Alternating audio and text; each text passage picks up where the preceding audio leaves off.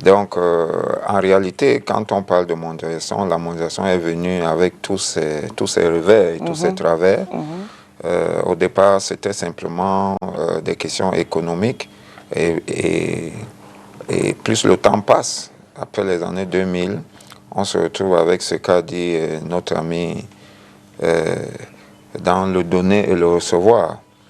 C'est-à-dire, même au niveau de la culture, il faut bien comprendre qu'il y a des échanges qui vont se faire entre les différentes nations pour cette globalisation-là.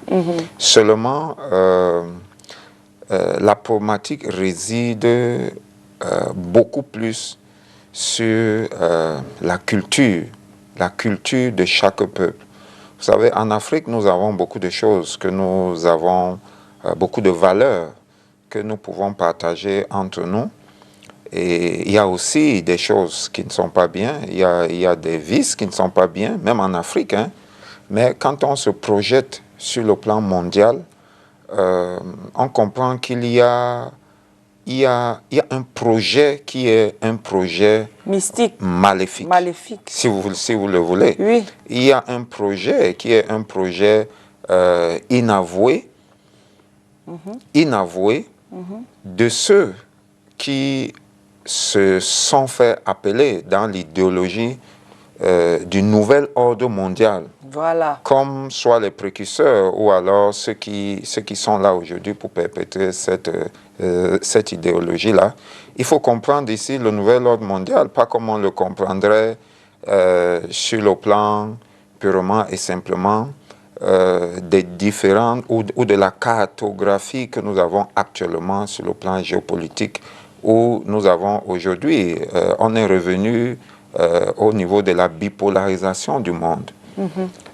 C'est pas de ce nouvel ordre-là dont on est en train de parler. On parle d'une idéologie qui a pour but, comprenez-le, de véhiculer et d'entretenir la pensée unique.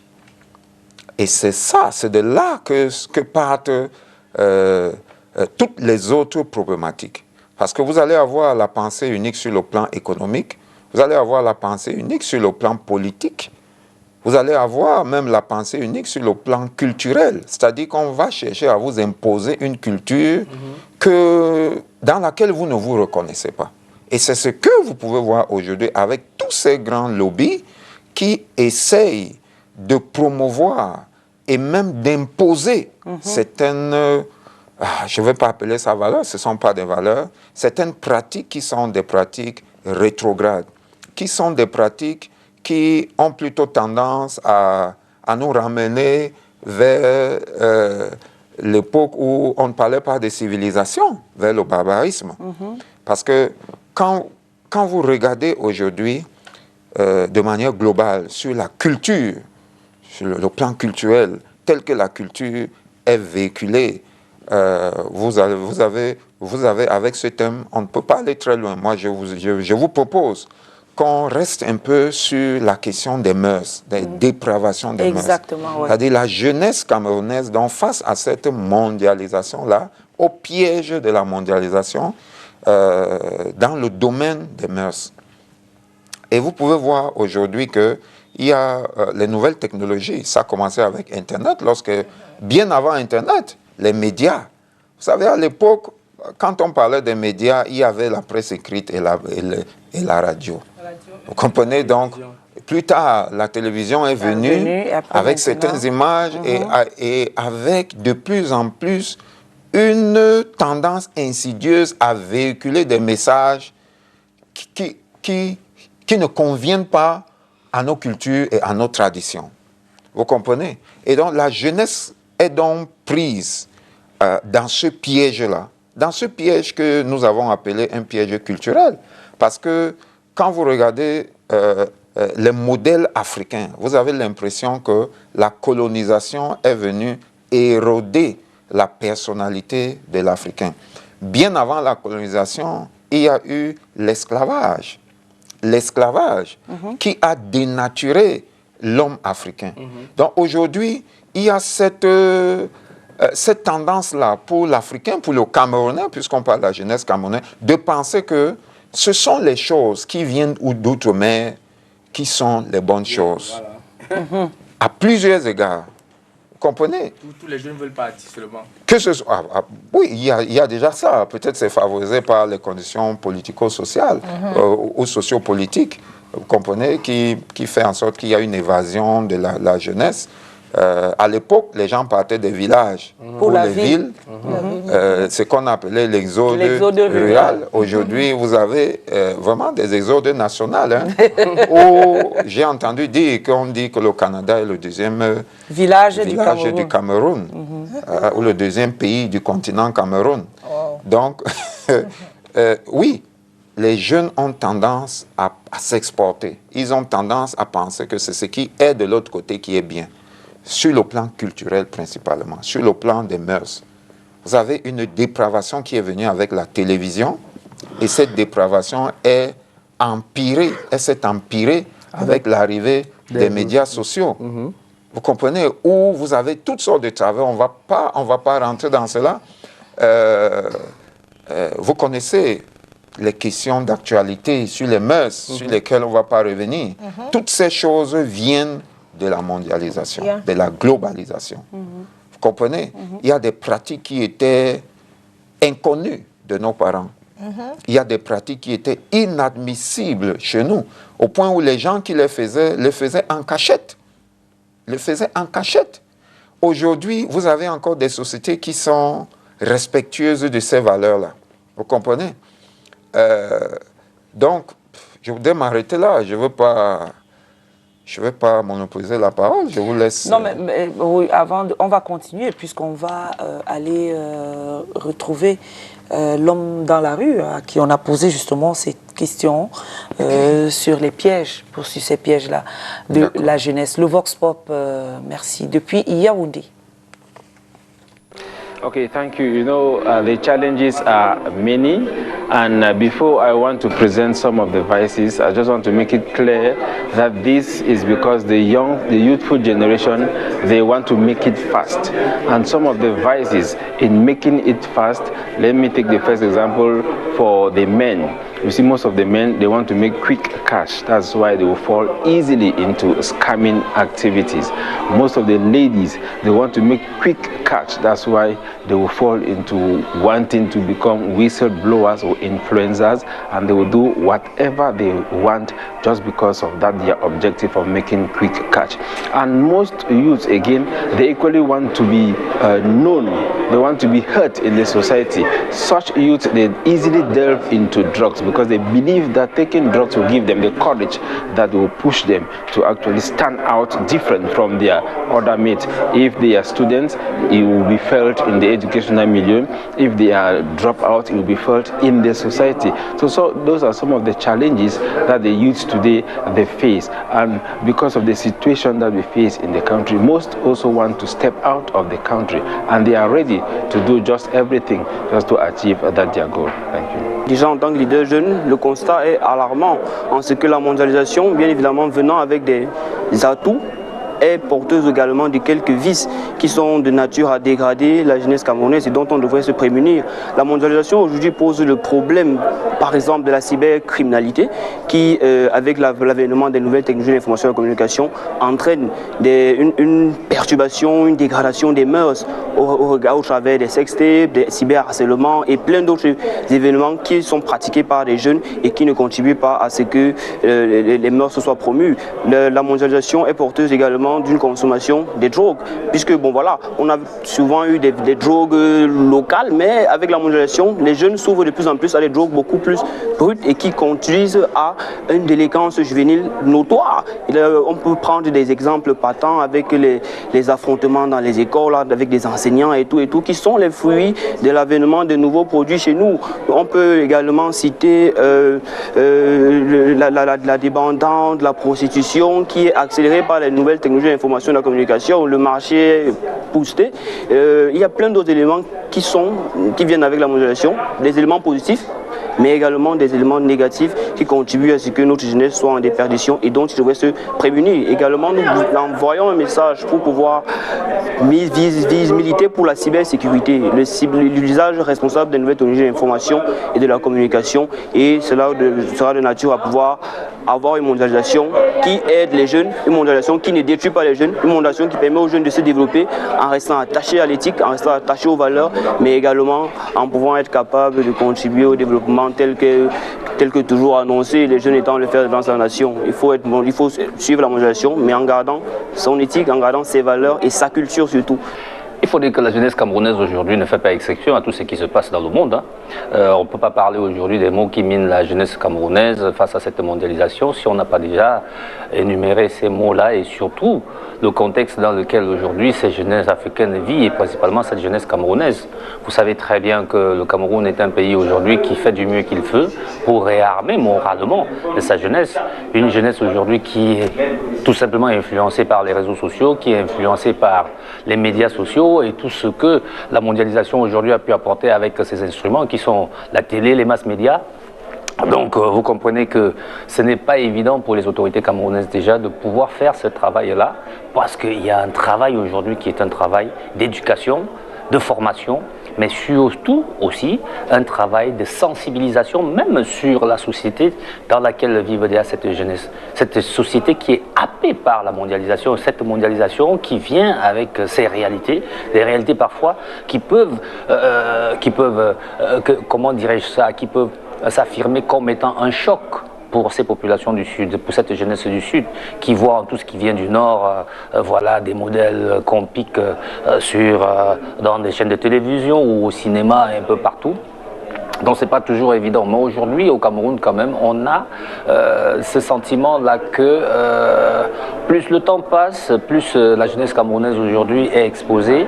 Et cette jeunesse-là, aujourd'hui, nous laisse voir parfois échoir des attitudes qui sont tout simplement regrettables pour la société camerounaise. Et à l'échelle macro, on voit ce que ça, à l'échelle macro-sociale, on voit ce que tout cela aujourd'hui entraîne sur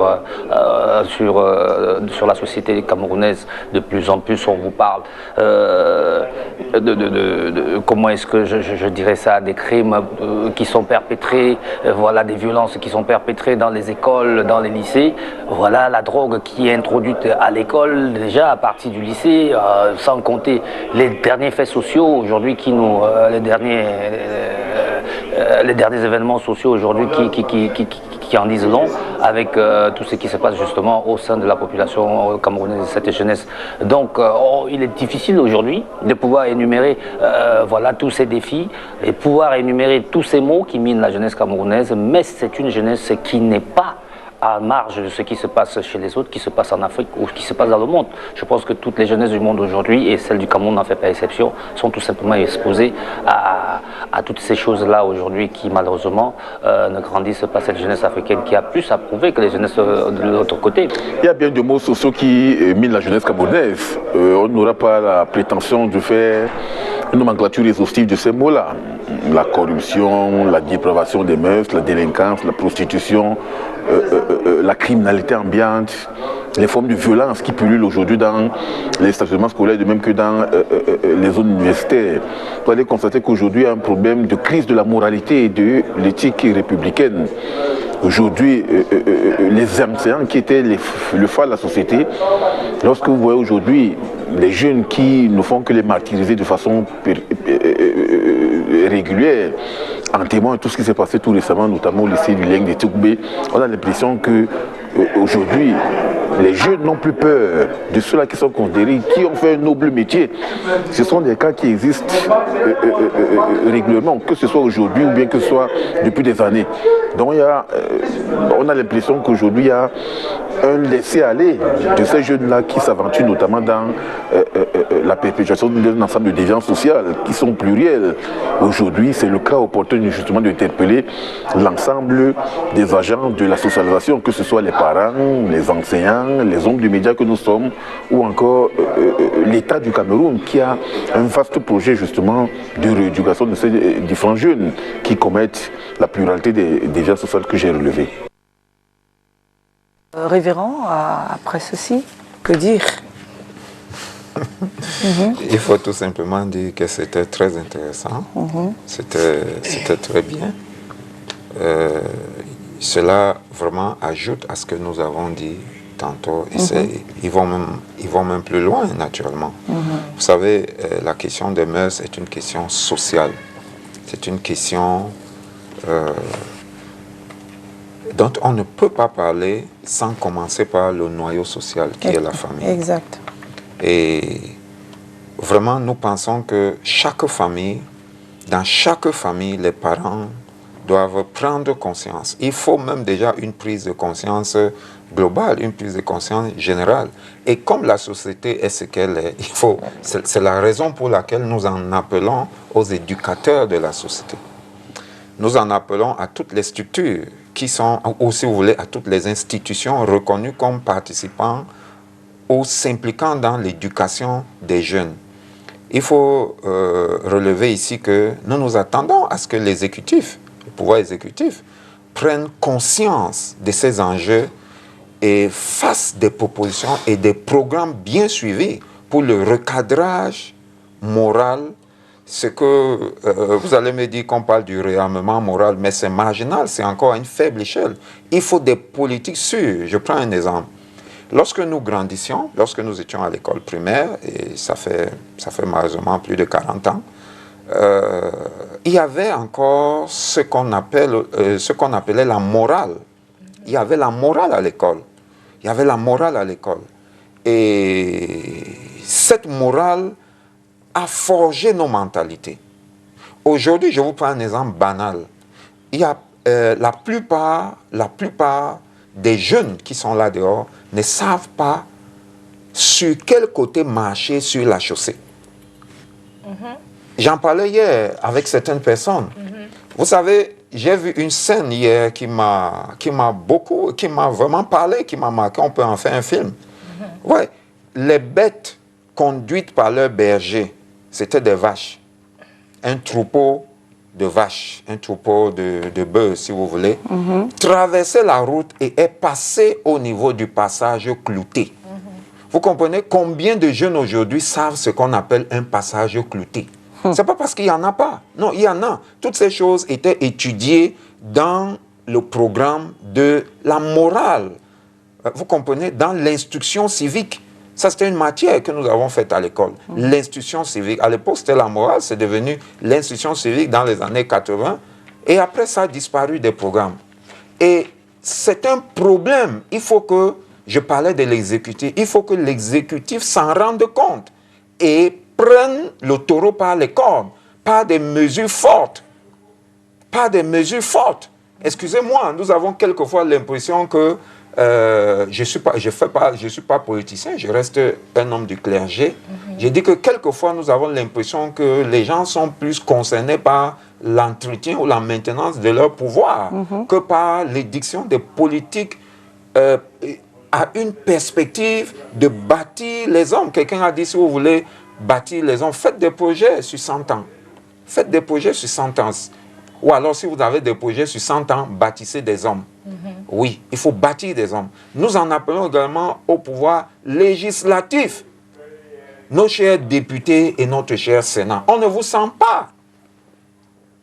On ne sent pas le Sénat, on ne sent pas les députés. Quelqu'un? Dans tout ce que Allô? le Cameroun subit, on ne le sent pas. Bonjour. Bonjour, madame. On vous appelle, comment vous appelez d'où? Je suis monsieur Fombasso Jules. Vous appelez d'où? J'appelle depuis Babadjou. Depuis Babadjou. Oui. Nous vous écoutons. Oh, oui. Je suis Fombasso Jules, je l'ai déjà dit. Qui s'éloigne du récepteur, parce que ça fait un tour. Nous vous écoutons. Allô? Oui, nous vous écoutons.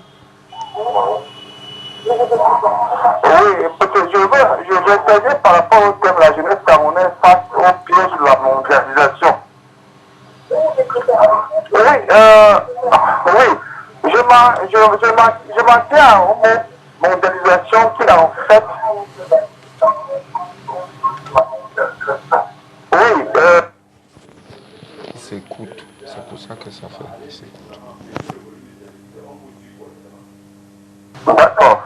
Je suis en train de dire que la jeunesse camerounaise n'est pas piégée par la mondialisation, mais plutôt par les écarts de comportement. Si les jeunes sont enseignés de ça par le pouvoir en place,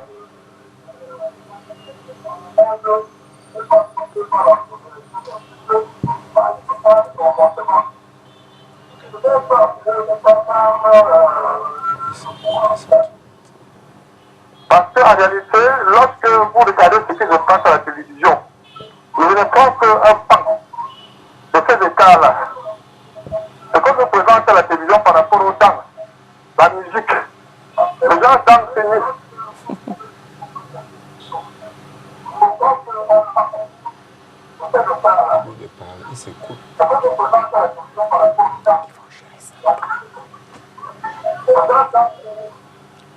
Alors, en dansant, qu'est-ce que nous laissons de ça disons à nos enfants? Qu'est-ce que nous laissons à nos enfants dans ces gens d'enseigner? Donc, nous sommes piégés de ça par la manière dont nous enseignons à nos enfants. Ça, c'est le seul point sur lequel je m'arrête. Et puis, si on prend d'autres points, vous allez constater que nous-mêmes, nous n'enseignons pas les autres. Bon, qu'est-ce que je peux bien dire, hein? C'est tellement bizarre. Et nous allons laisser de ça à la postérité.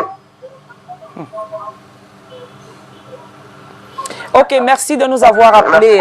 Merci, merci. On ne le dira jamais assez. Quand vous appelez, baissez le volume de votre téléviseur. Ça nous évite l'effet Larsen qu'on a là tout à l'heure. On est à la fin de l'émission, malheureusement. Révérend, ma question est sur l'apport de l'Église face justement à ce genre à cette situation que... Effectivement, nous étions en train de citer les acteurs sociaux qui interviennent dans la chaîne de l'éducation. Le clergé n'en est pas épargné. Nous avons parlé du pouvoir exécutif, du pouvoir législatif, qui doit s'asseoir dessus, qui doit penser, réfléchir et sortir, faire des propositions de loi qui vont aider à la construction de la jeunesse camerounaise. Vous avez aussi, bien sûr, entre guillemets, les religieux ou les leaders religieux, le clergé, ceux qui aussi travaillent dans cette question d'éducation ou de sensibilisation de leurs fidèles. Il faut qu'ils soient capables d'aborder ce thème. On ne peut pas parler tous les jours du ciel sans parler de la terre. Nous sommes sur la terre, nous irons un jour au ciel, mais nous devons parler de ces questions qui permettent de bâtir l'homme, de bâtir l'individu. Le Christ est venu pour une transformation de l'être, de l'individu, esprit, âme, corps. Donc nous ne pouvons pas être efficaces dans notre foi parce que nous devons aimer notre prochain comme nous-mêmes. Nous ne pouvons pas être efficaces dans notre foi si nous ne pensons qu'au ciel. Donc il faut que les collègues du clergé prennent souvent le temps de faire des séminaires de famille. Ouais, séminaire sur la famille ou séminaire sur des questions comme celle-ci. Non pas seulement dans la période du 11 février, mais chaque fois que cela est possible. Vous savez, la structure, la pyramide de la population au Cameroun aujourd'hui, la population jeune est très grande. La frange de la population jeune est très grande. Le Cameroun est un pays jeune. Et il faut faire avec, il faut penser cela pour les politiques qui doivent être mises en place, y compris dans l'Église. Dans l'Église, c'est vrai qu'il y a des communautés à majorité ou constituées des personnes qui ont parfois plus de la cinquantaine ou de la quarantaine, mais il faut également leur parler parce que c'est aussi eux les parents. Ça, c'est, après l'Église, vous avez les parents. Vous comprenez? Il faut que les parents s'impliquent dans l'éducation de leurs enfants. Malheureusement, le délitement de la structure même de la société fait en sorte qu'aujourd'hui, nous avons beaucoup de familles monoparentales dont les parents n'ont pas été éduqués de la bonne manière et qui, eux aussi, ne peuvent pas donner à leur progéniture ce qu'il faut. Vous avez des enfants qui errent ça et là dans la journée. Vous demandez où sont leurs parents. D'accord. Donc, si vous voulez, on reviendra sur ce thème la semaine prochaine. c'est pas interdit. Merci beaucoup, révérend. On va au pas de course se dire au revoir pour céder la place à Makeda Lydie Newton et toute son équipe La Donnette pour au cœur de la CAN avec tout ce qui s'est passé. Je crois que peut-être on pourra revenir sur la question pour la suite de la mondialisation et puis on va rentrer de fond en comble et on espère que le révérend sera là. Attends, Cathy. À demain, tonton Calvino. Tati, mais grâce, merci au révérend. Voilà. Nos questions sont restées dans nos ventres. Voilà, c'est la semaine prochaine que ce sera jeu de questions-réponses. Dieu vous bénisse, bye bye, ciao.